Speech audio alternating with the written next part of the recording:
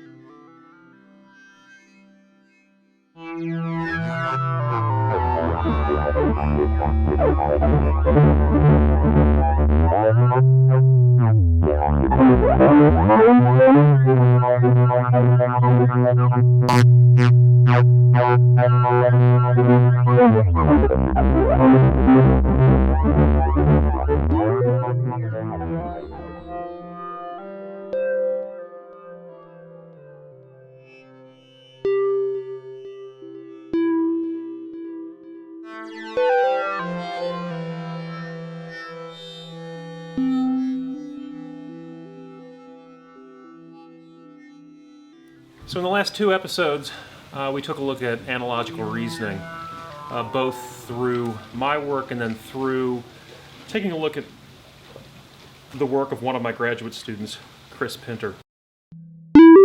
We find an example of analogical reasoning through art and design in the work of Chris Pinter. And it's the idea of analogical reasoning, the process of using analogy as a primary way of understanding an object. In simple English, analogical reasoning uses the similarities between 2 systems to suggest that further similarity exists. Today we're going to take a look at analogical reasoning, specifically the 4 master tropes of figurative language.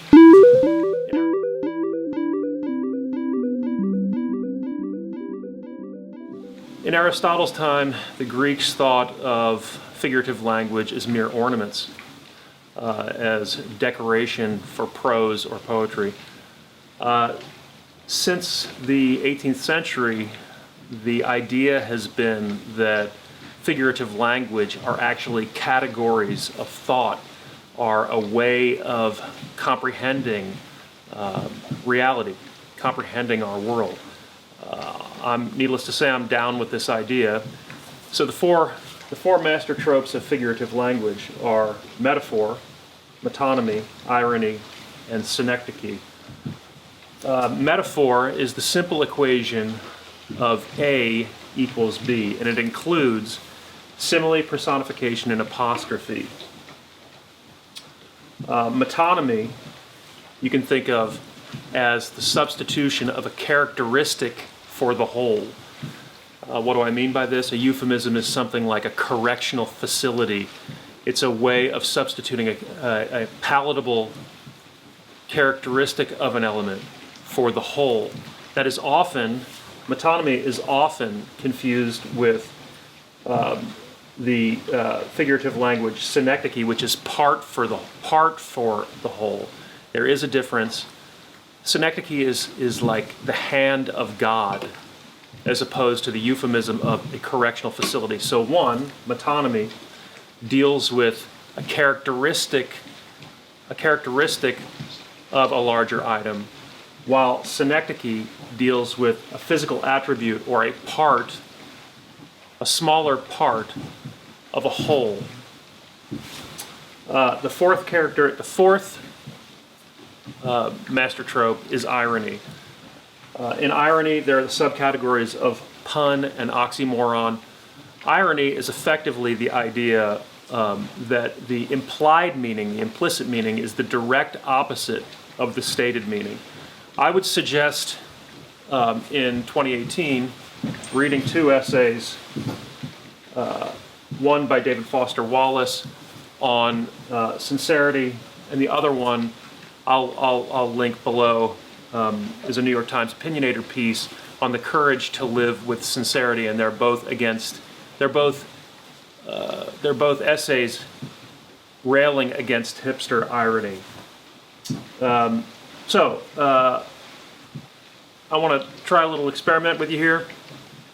Here we see three words. We're going to use lateral thinking, analogical thinking, as an exercise here. There's the word ball, man, and hose. Use analogical thinking. I'm going to pause for a moment. You can use analogical thinking, lateral thinking to try to connect those three terms. If we think of the word fire, we have fireball, fireman, and fire hose. So that's an example of linguistic lateral thinking or analogical thinking, where we think of the connective tissue, the ways in which these dissimilar elements are similar. The last thing that I want to go over, and this is where this whole thing comes home to roost,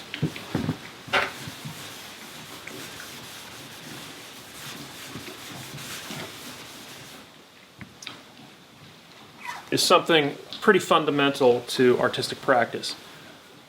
When we refer to the master tropes of figurative language, we're referring to the master forms, the major ways that human cognition operates. And I would go so far as to say, and here's the point behind this episode, that metaphor, which largely encompasses these four tropes. In metaphor, we see human genius. And what do I mean by that? I mean that term A equals term B. So we can think of the structure of human genius in the idea of metaphor. The two dissimilar elements are equal. Now, I'd go so far as to say that in art practice, it's the gap between dissimilar elements. It's the gap between these two elements that comprise artistic practice. I'm going to try and speak as plainly as possible. When we bring into proximity two dissimilar elements, and we use the gestalt principle of closure, so two dissimilar elements brought into proximity with one another, the gestalt principle of closure takes over, and what we find is the human psyche, the human intellect, attempting to say, how are these two dissimilar elements alike? All right, here's where these abstract ideas become operable, become workable, become an actual tool to be used in artistic and design practice. In Gestalt psychology, the law of proximity states that when an individual perceives an assortment of objects, they perceive objects that are close to each other as forming a group. In art and design, in the act of creation, as we bring dissimilar objects into close proximity to one another, there is a point at which the human psyche ceases to see the individual objects as separate and perceives them as a whole. The law of closure states that individuals perceive objects such as shapes, letters, and pictures as being whole when they are not complete. Specifically, when parts of a whole picture are missing, our perception fills in the visual gap. In art and design, when we bring dissimilar charged imagery into relative proximity, the viewer can't but attempt to reason the connection between these elements. This is where the action in art and design happens, in the productive gap between dissimilar elements. There are some theories of creativity that suggest that creativity as a whole is the process of bringing dissimilar elements into proximity with one another. And when the viewer sees these dissimilar elements together, and if they find, for lack of a better word, a natural relationship between them, the equal sign, that constitutes or comprises creativity. So in that first episode, I showed the idea of design and print work being motivated by contemporary art, practice, painting, and three-dimensional sculptural works. And then in the second episode on analogical reasoning, I showed the work of Chris Pinter, the cast-offs, and through his own words, the paintings that weren't working in his studio, driving the aesthetic of his contemporary graphic design. This idea of thinking through one process through another. Underlying all of that are the four master tropes of figurative language and lateral thinking. That Didi's got it. This is the greatest thing.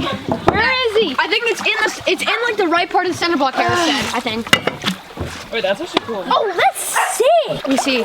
Get him. Let's go. Can I see It's it? Can I use leaking that? though. Yeah. Put your hand up to face that. Leaking. Put your face up against it. Look, Liam. Look at that boy. You can see his claws. You gotta get him. Oh yeah, I see Can you see it? Put it on the front You part see of it? it. Put it on the front part of it. Like put it on Henry, hold my camera in there. Henry, hold my camera. Put it all the way in. Can you don't get away? I want. Will. Willie, Will. camera in See there. it. Will. Willie, pull your head out of I there. think I'm Put gonna your throw camera up. in. I had too many. Put it on the thing. Okay, what one? I had. Let Moo out. Okay. Oh yeah. Oh. Oh my gosh, it's a dinosaur! This thing is so. Did you get him? Oh my!